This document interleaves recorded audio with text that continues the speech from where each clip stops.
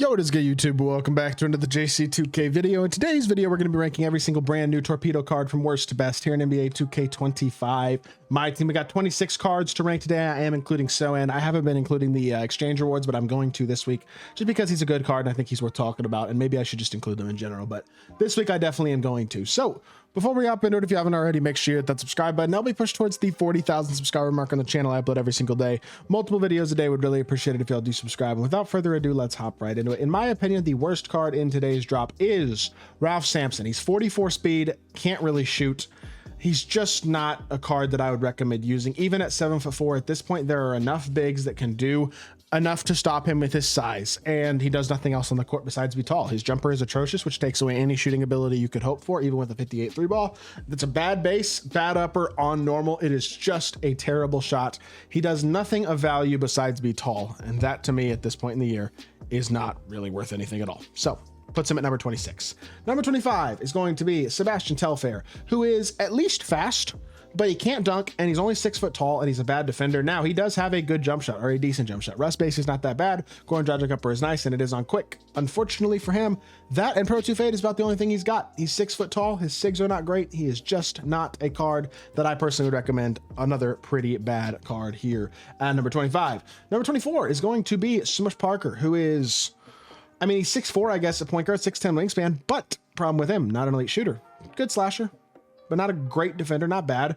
He's a good slasher, but he's got two basic dunks, so he's not really that great of a slasher. His jumper's on normal. It's not an elite jumper. His movement stinks. He's just not a very good card. Wouldn't recommend him. Doesn't really do anything particularly great. Next up is Mopete.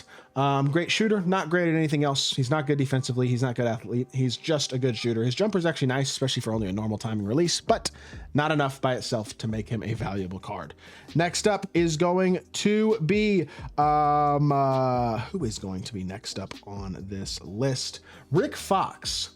Not a big fan of this card either. His stats and batters are better than everybody else we've looked at this point on the list in terms of his size especially, but problem with this card is he's just not great at anything. His movement, I mean, Trae Young escape is good, but the rest of it isn't very good. His jumper is not great. I used his card, I was playing Play Now with my cousin like a weekend and a half ago, and or I guess 2 weekends ago, and I used we were just playing against each other, and I was using a classic Lakers team that had Rick Fox on it. His shot is so ugly. I just don't like it. I do not like this card. I don't think he's very good. He's not atrocious. He's better than the rest of the diamonds that we talked about so far, but he's also not a great card. Next up is going to be Devin Carter. Not the best standstill jump shot. I played against this card in salary cap earlier. He does have normal fade, and he's got Darius Garland dribble style, which is nice, but he's only 6'2", and he can dunk. He can shoot a little bit. He's great speed. The dribble style is nice. He's not a total liability defensively, but the problem is he is undersized, and I didn't like the standstill jumper when I played against him very much. So I don't think he's all that good either. And at this point, we're starting to get into some of the better cards. So none of these guys for the rest of this list are like completely and utterly terrible. Isaiah Collier is 98 speed. He's a good shooter. Great slasher, not a great defender though, and only 6'3" at the point guard position. Jumper's not very quick. Rust dribble style is nice. Slowly behind the back, not that good. Normal escape, honestly not that bad, but Pro 2 Fade is nice. Not a bad card, but he's only an Amethyst, and he's nothing special by any means. Only an 85 3 ball hurts him a bit too, and he's only 6'3", so not the biggest fan. Next up is Imani Bates, 6'8" with a 6'9" wingspan. Honestly, just underwhelming, because he doesn't have really any defense. The size is great. The release should be good. It was very good last year. He's nice and athletic with a 95 driving dunk, has good Hoff badges, but he's a terrible defender in terms of the stats. The badges are a bit better, but they're not good enough. Unfortunately, that holds this card back. He looks fun to use offensively, but not great all the way around.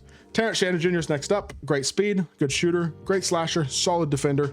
You would think Imani Bates would be better than this Terrence Shannon card, but I think Terrence is going to be a better defender, so I would lean him. Jumper's on very quick. Rust dribble style is nice. Rest of the SIGs aren't great, but I played against him too in salary cap. Same dude who was playing Devin Carter.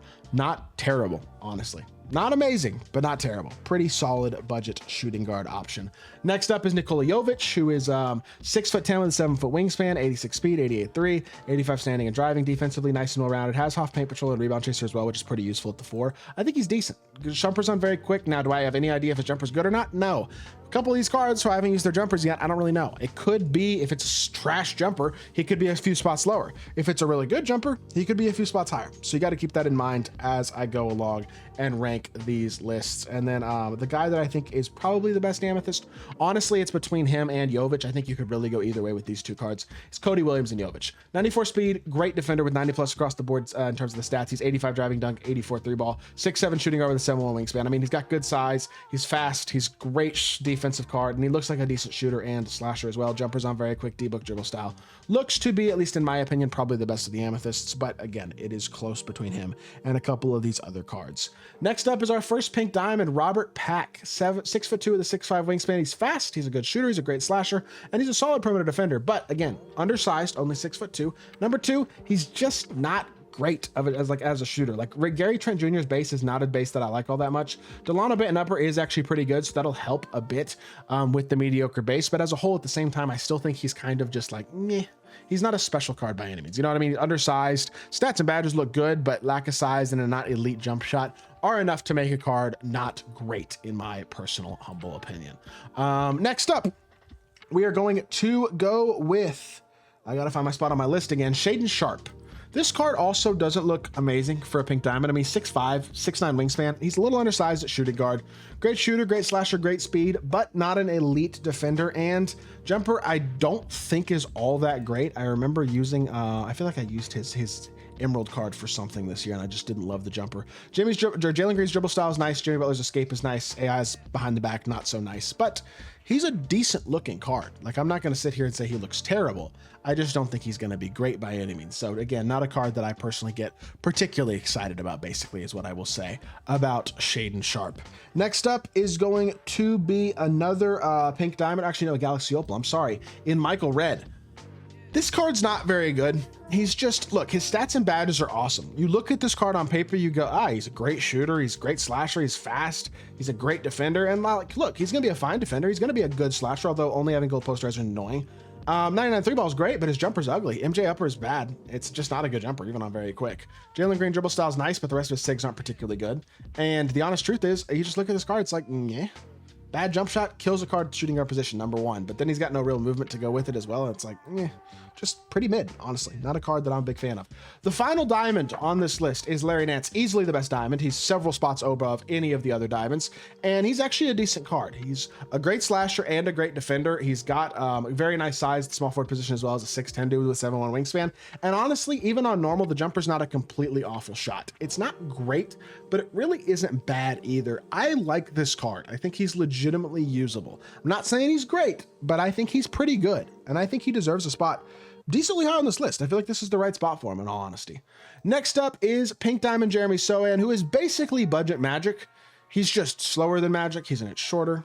His jumper's bad, just like Magic's, but he's also not an elite level slasher. The thing that Magic provides that Sochan does not is exceptional slashing and more speed, just more off the dribble ability in general. That Garland dribble style helps him as well. Jalen Green dribble style and Sochan is nice, but the rest of his sigs aren't very good. His release on quick is still really ugly.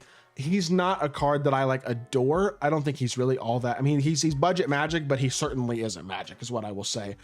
Still not terrible though, but again, this is where the list starts to take a couple steps up. So I feel like Sochan right here is probably the right spot for him. Next up is Tyrese Halliburton. I did not like this card. I've already done a gameplay with him. Y'all will see that tomorrow. Was not impressed. Great speed, yes. Great defensive stats, yes, but he doesn't feel awesome defensively.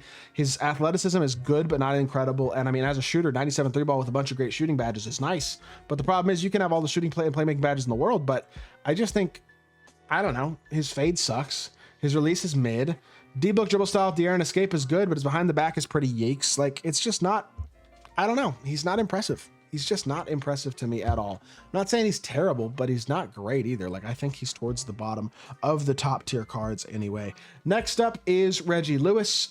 Good card, 6'7", 6'8" wingspan, good defensive shooting guard, pretty well rounded. Now I get the badges aren't insane, but 95 speed is good. 95 driving dunk is good. He's 6'7". His jumper is really nice, which is a big plus as well. Good upper, good base, like solid jumper. D-book dribble style again. Rest of the sigs again aren't great, but I do actually think he's very solid. I'd rather have him with his size and his shooting than Halliburton personally. You can flip those two if you want, but in my opinion, I have Reggie Lewis over Halliburton personally, despite him being a couple of tiers lower.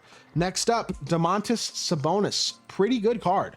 6'10 with a 7'3 wingspan. He's a little bit on the slower side at only 86 speed, which does hold him back a bit. He's got a 94 3 ball though. He's a pretty darn good slasher, 90 standing and driving dunk. And defensively, while the steal is low, he's not a bad defensive card by any means. He's going to rebound and defend on the interior pretty well. The biggest issue, in all honesty, with the Sabonis card is the fact that 2K kind of, for whatever reason, I guess they've had him at 7'1" for a couple of years. Now he's 6'10". It's kind of odd. I don't know. Don't think he's going to be great. I don't think he's atrocious, but he's also not like best of the best, really, really high level either, if that makes sense. Next up is Pink Diamond James Wiseman, who I like a lot. Great budget center. I already tried him as well. Y'all will see that gameplay tomorrow. Also, 89 speed, 83 ball, 95 standing and driving dunk. Defensively, he's a stud. He's very athletic. The speed is noticeable. His player build looks taller than 6'11". He's with a 7'3" wingspan also. Similar to Sabonis, used to be listed taller, is not anymore. But either way, even at 6'11", good player build, great wingspan, good shooter. Well, not a great shooter, but a fine shooter. The jumpers... It's like a better Zion jumper, honestly. It's not horrible, though. His jumper's not very quick. His movement's not great, but it doesn't really need to be. He does have a nice behind the back, though. It's kind of glitchy, honestly, at the center position. You should try it out, or I guess see it in the gameplay that I'm doing with him tomorrow. Y'all will see what I mean. He's pretty tough, man. I honestly like this card a lot. I think he's very, very solid as a budget center. Next up is going to be your top 5. Jonathan Isaac at number 5 is, in my opinion, pretty easily number 5 on this list, but still an extremely good card. 6'10 with a 7'2 wingspan. He's got the size, he's got the speed, he's even got the shooting and dunking, but he's certainly got the defense. That is what he does at the highest level on the court, is defend anybody at any time, however you need him to. One of the most switchable and elite defensive cards in my team. His jumper is not a liability, although it's not awesome. And I do think movement-wise, he's pretty meh, but he doesn't really need to dribble much when you have him at the small forward position, locking up your opponent's primary score. I really like Jonathan Isaac. I think he's very, very good for a Galaxy Opal small forward, and it definitely deserves a top 5 spot to me. Speaking of budget cards, top 4 is Dyson Daniels, who is an absolute beast in his own right. 6'7 with a 6'11 wingspan at the point guard position. Provides the size and defense as well as the switchability to be an extremely high-level PG defender, and his jumper is also absolutely money. That's probably the biggest gap between him and Isaac. Isaac's jumper is a bit iffy. Dyson's is absolutely not. He's an incredible point guard option, especially for a budget. Really, really nice card here in my team.